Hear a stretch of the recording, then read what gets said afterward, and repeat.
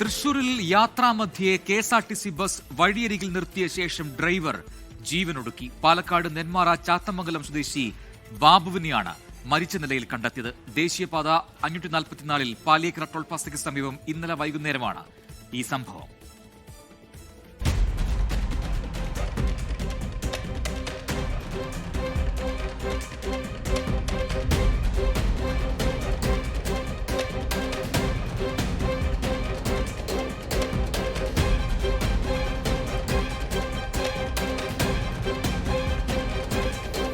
എറണാകുളത്ത് നിന്ന് പാലക്കാട്ടേക്ക് പുറപ്പെട്ട കെ.എസ്.ആർ.ടി.സി ബസിന്റെ സർവീസിനിടെ അപ്രതീക്ഷിതമായാണ് സംഭവം.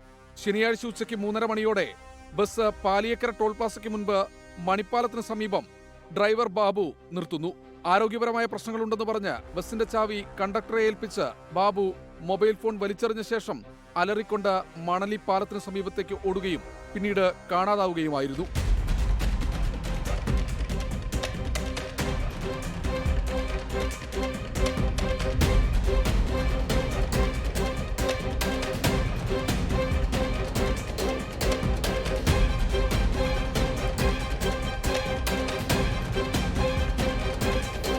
പെട്ടെന്നുണ്ടായ സംഭവത്തിൽ അമ്പരന്നുപോയ കണ്ടക്ടറും യാത്രക്കാരും ബാബുവിനെ തിരഞ്ഞ് പിന്നാലെ പോയി.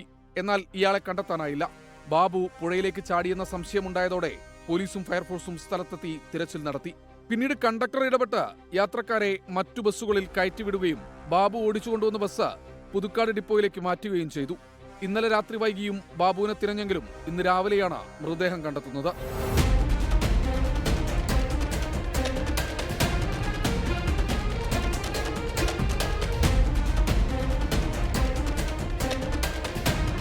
പരാതി നൽകാനെത്തിയ ബന്ധുക്കളും പുതുക്കാട് പോലീസും ചേർന്ന് ഇന്ന് വീണ്ടും തിരച്ചിൽ ആരംഭിച്ചു. ഇതിനിടയിൽ മണലി പാലത്തിന് സമീപമുള്ള ഭാഗത്ത് ബാബുവിന്റെ മൊബൈൽ ഫോൺ ലഭിച്ചു.